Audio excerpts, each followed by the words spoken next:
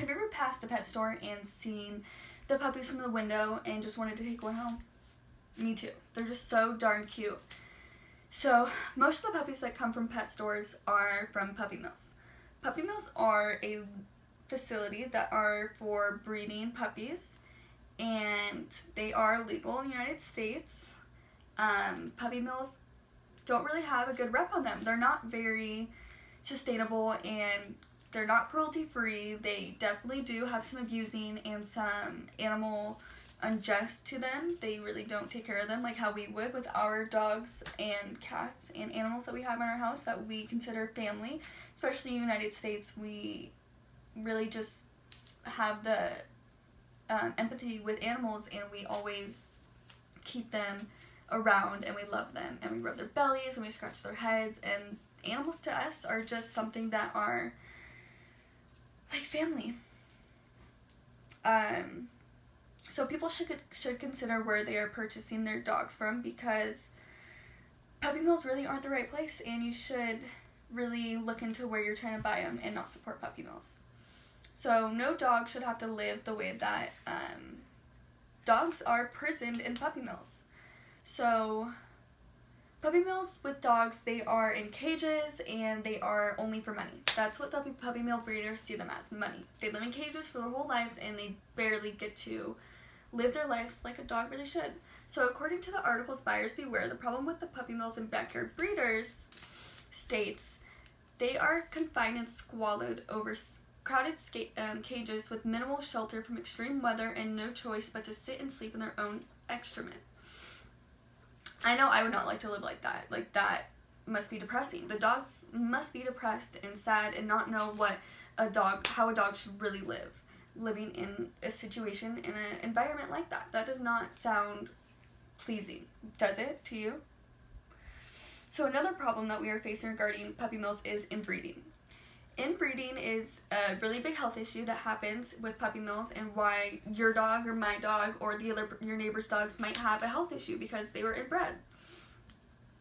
So according to the article Dog Overpopulation in Puppy Mills, published on ISAR, which is the International Society for Animal Rights, written by an unknown author, and date states, rampant inbreeding and lack of concern for congenital defects or inherited disease result in an array of genetic problems.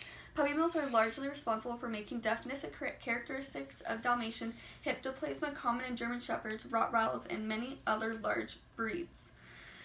So, I know I've had a German Shepherd hip problems. I had to take her to the vet all the time.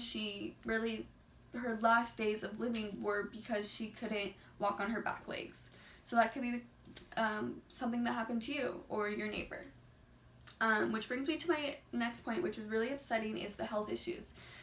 This point always gets me because it is just really sad to think about that these dogs aren't taken care of like they should be.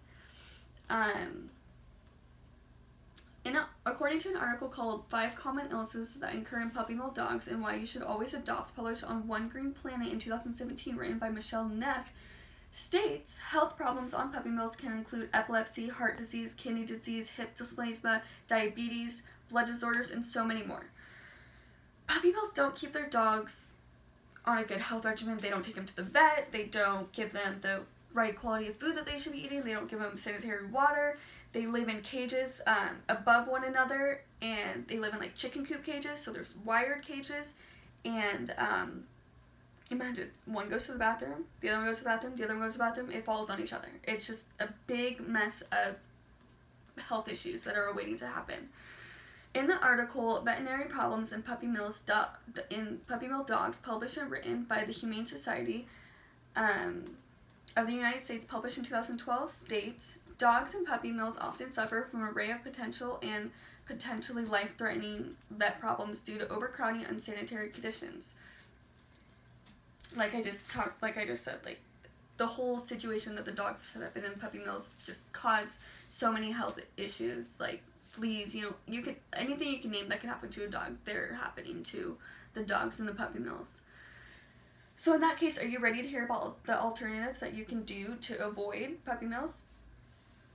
So there are plenty of tips so you can avoid puppy mills, especially in this article, Buyers Beware. They give many tips that will help people just look out for the signs that they are buying from puppy mills, or they are a puppy mill. So according to the article Buyer Beware, the problem with puppy mills and backyard breeders, published and written by Paws with an unknown date, states, the seller has many types of purebred or designer hybrid breeds, meaning sold at less than 6 weeks old. Breeders who are reluctant to show potential customers the entire premises on which animals are being bred or kept.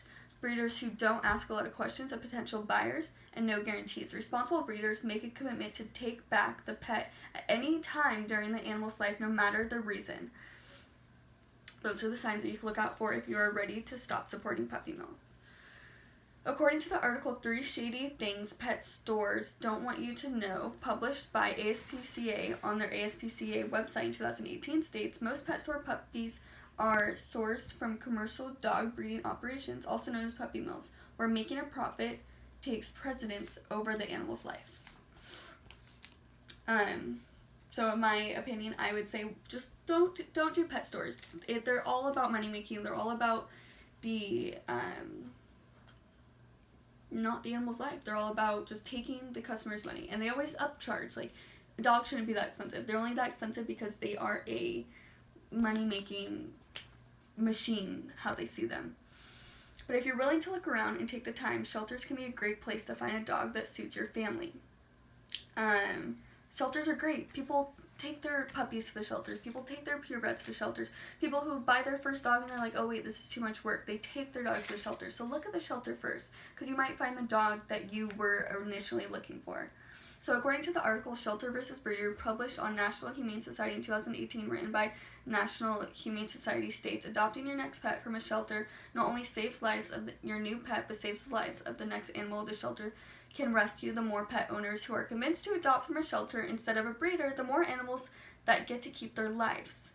So meaning that one animal who is adopted from a shelter, another cage opens up so that they could take another animal in from the streets, or someone who turns in their dog or loses a dog, they can put it into the shelter and save that one animal's life. So if you take one animal, you're basically saving two.